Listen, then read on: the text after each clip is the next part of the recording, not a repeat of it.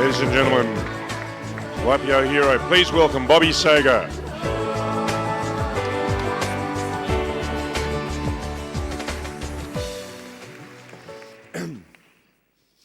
Figaro! Figaro! Sorry for that. I want to be able to tell my mother I sang at the Opera House in Sydney. Thank you. If you call that singing. So, first bit of take-home value. Never drink heavily the night before you're going to give a YPO speech. And please keep your applause to a minimum, because it's kind of like pounding. Thank you. So, for the very few of you that I haven't actually met personally, I'm Bobby Sager, YPO, WPO, live in Boston, stopped working 8 years ago, started a foundation, traveled around the world with my wife and my family, and in particular in really difficult places, Afghanistan, Rwanda, Nepal, many places. And the reason I'm mentioning it is lots of people say, oh, Bobby Sager is a great guy, he's doing all this kind of stuff, giving back to society. And I want to make the point straight up that the thing that drives me, I go around the world and I crap in holes and I sleep in tents and have a pretty difficult life. I do all of that because I'm selfish. Because I get to live so much life and feel so much in my family, becoming and just making things happen. And the only reason I ever made money was so that I could have choices in life. So this is not a lightning bolt kind of like thing all of a sudden. This is a natural evolution as an entrepreneur and as an opportunist to find the fullness in life. One of the things I do when I'm traveling the world is take photographs. And the first thing I'm going to show you, Bill said before, was supposed to educate, inspire, and entertain. So this is going to be my attempt at inspiring and entertaining. These are photographs that I've taken as I've been doing the work of my foundation of kids in terrible, terrible conditions, dealing with abuse and war and refugees and really horrible stuff. And the idea of this piece is that as you go through, you'll see somehow there's still a smile in the eyes of so many of the children, the ability of the human spirit to overcome. The music that you'll hear is a song called Invisible Sun. It was written by Sting and the Police about 25 years ago, and about 2 million people have seen the photographs that you're about to see during this world tour. So, could cue that?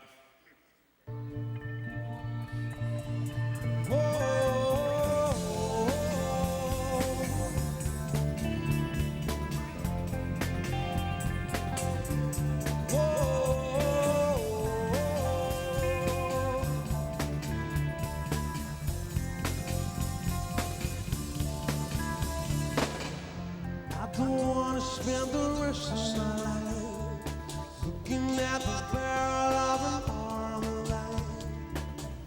I don't want to spend the rest of my days keeping out of trouble like the soldiers say. I don't want to spend my time in hell looking at the walls of a prison cell.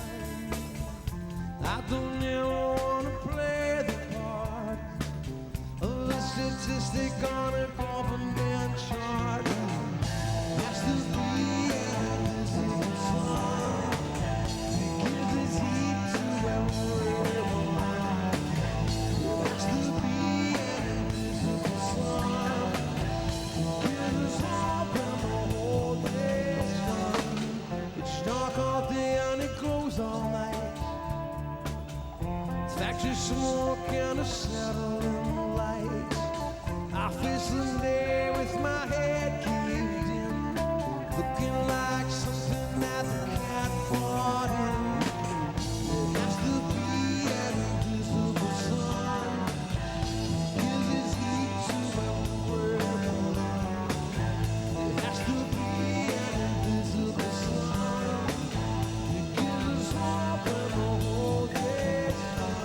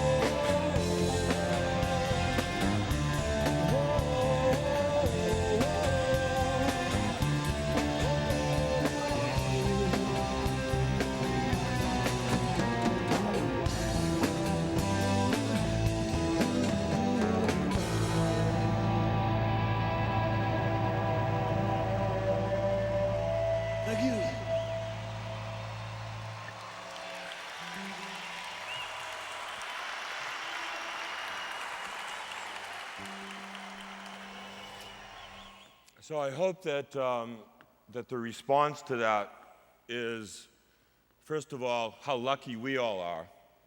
And second, we're not doing enough to help. We could do so much more. They're dealing with so much. About 7 years ago, I was sitting on the floor of a hotel room in LA at the LA GLC. There were 5 people there, myself and 4 other people. We'd gotten together to try to figure out how to tap into the YPO network to make a difference in the world. It was right before the LA GLC. 7 years down the road now, and that discussion turned into something called the Peace Action Network, using our intimacy, our skill as entrepreneurs, as problem solvers, as deal doers, and our Rolodexes to actually get stuff done.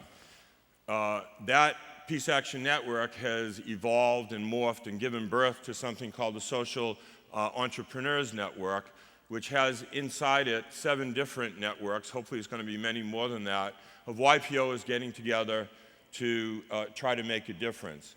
7 years ago, this was a real renegade operation. People really didn't want to hear about trying to make a difference in YPO. Now it's in the bloodstream, and 1,200 people, 1,200 members are connected with one another in these different networks to try to make a difference. Now, what's special about our network? Why is it that I think that and others think that this could be really useful? 2 reasons. Number one, we know how to get shit done. It's as simple as that. Sorry for the blunt language, but that's it. We know how to get stuff done. And so often in the world of making a difference, people kind of fumble around. It's well-intentioned, but they don't really know how to get stuff done. The second is what I mentioned before, our collective Rolodex. If we can figure out what to do, we have the ability, because of who we know and because of our resources, to actually implement.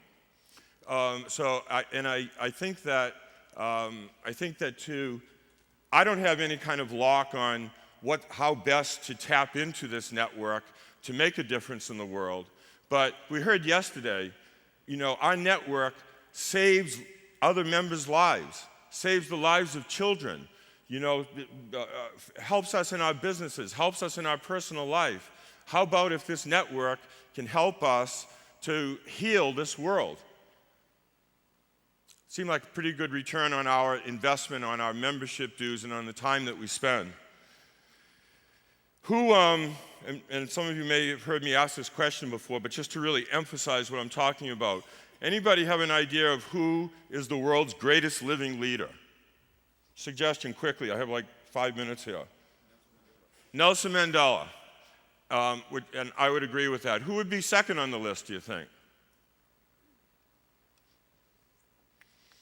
The point is, there ain't much of a list. The point is, to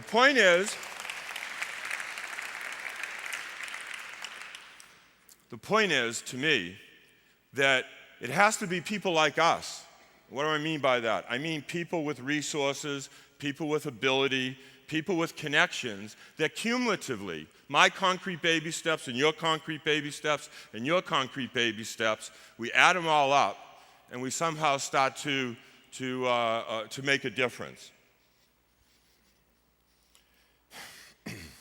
When in the first time that we got members together, we got Israeli and Palestinian members together, Israeli and Arab members actually. It was an unbelievable moment because the Israelis had never talked to people from these Arab countries, and the Arab people had never talked directly to Israelis. They only knew one another through all of the filters. 133 YPOs and their spouses came from India into Pakistan a few years back. Only three of the Indians that went to Pakistan had previously been in Pakistan. They only knew Pakistan through all of the filters. Time and time again, people get stuff wrong because of the filters. In the social enterprise networks, we're going to have a breakout session this afternoon, And the leaders of those networks will be there to talk to you, to encourage you. My encouragement to you is that perhaps the greatest take-home value you can have from this GLC is to go to this network meeting and sign up. It's time to sign up. It's time to walk the talk.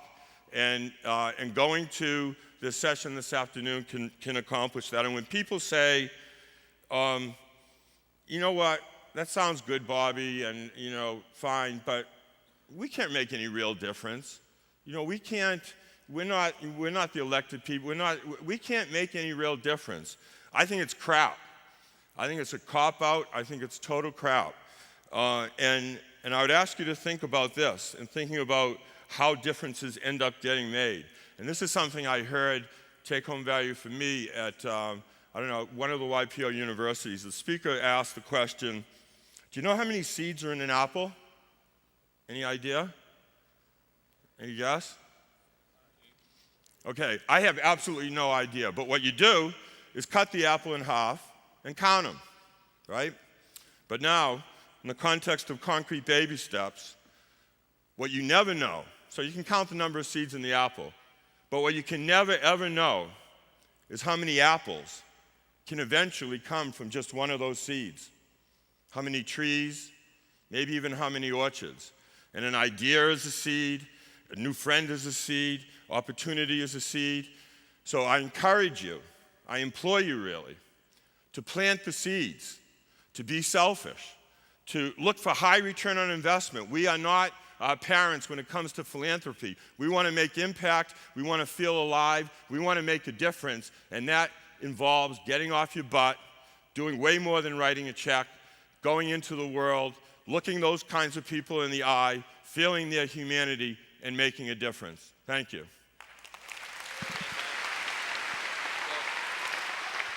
Ladies and gentlemen, YPO legend Bobby Sager. Go, Bobby.